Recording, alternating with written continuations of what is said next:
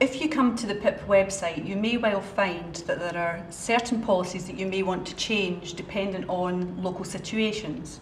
Cheryl here, for instance, has a situation she'd like to tell us about for a particular policy. Thank you. Yes, we're going to look at the conflict of interest policy and why it was suggested that it needed to be changed for a particular organisation. This particular organisation had been providing advocacy for older people living in the community for about 10 years. They employ 4 part-time advocates plus a team of about 20 volunteers. Now, up until fairly recently, the organisation has been funded by the local authority and the Primary Care Trust, and they've also been using some of their own funds to subsidise the service.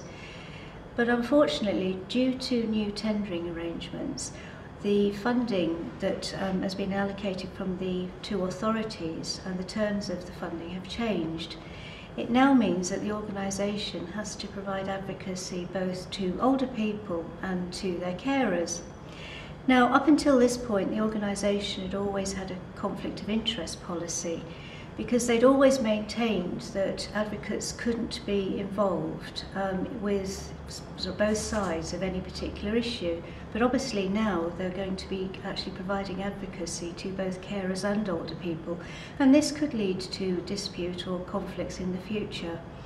So the policy in question that they've always had, the conflict of interest one, now does need to be amended to reflect these new arrangements. The particular section that they will need to look at is item 10 of the conflict of interest policy, because it does now need to be extended or broadened out to take into account the fact that they will be delivering advocacy to both sides. In which case, let's have a look at that policy and see how we might be able to change it. So from the Ask PIP homepage, if we click on the A to Z list of all policies and scroll down till we come to conflict of interest, open up the Word version, because that's the version that you can amend and change. Open it up, and then what you need to do to enable you to change it is to save it as something and put it on your hard drive. So in this case, we'll put it on the desktop. So what you wanted to do was put in proposed changes, and we're going to start off with a policy change. We're going to add. Is that what you said? You want to add something? Yes. Well, we want to alter from point 10. Okay. And just add some new subsections as well. Okay. So what do you want to add? Do you want to add some subsections at 10 then? Well, I think we would like to alter actually point 10 itself. Okay.